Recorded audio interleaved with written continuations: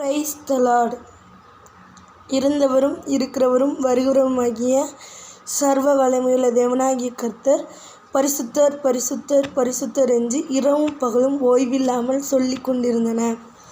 வெளிப்படுத்தின விசேஷம் 4ஆம் அதிகாரம் 8ஆம் வசனம் இவ்வாறு கூறுகிறது.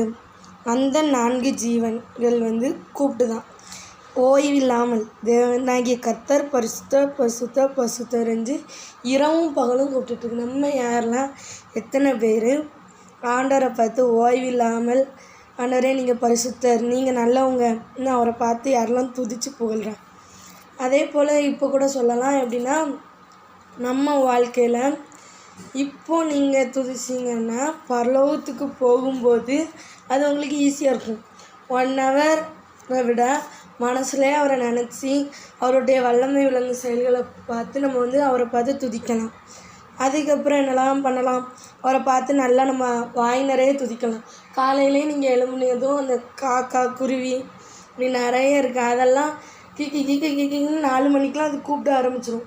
1:30 மணிக்கெலாம் அது ஒவ்வொரு நேரம் கூப்பிட்ருது. இதெல்லாம் அழகாக அது ஆண்டவரை துதிக்குது. நம்ம துதிக்கோமா? கொஞ்சம் அதை யோசித்து பாருங்கள். இங்கே நீங்கள் துதிக்க ஆரம்பிக்க பழகுனீங்கன்னா பரலோகத்தின் தேவனுக்கு நீங்கள் முன்னால் அங்கே போய் பரலோகத்துக்கு போகும்போது நீங்கள் அழகாக அவரை பார்த்து துதிக்கலாம். ஆண்டவரே நீங்கள் நல்லவங்க, நீங்கள் இங்கே துதிச்சாலும் உங்களுக்கு அங்கே போய் ஈஸியாக இருக்கும். இங்கே வச்சு நீங்கள் துதிக்காமல் ஆண்டவரை பார்த்து பாடினாலே ஒரு மாதிரி, அடுத்தவங்க பாடினா அவங்கள பார்த்து ஒரு மாதிரி பார்க்குறது, இப்படிலாம் பார்த்தீங்கன்னா வேலைக்கு இங்கே ஆகாது.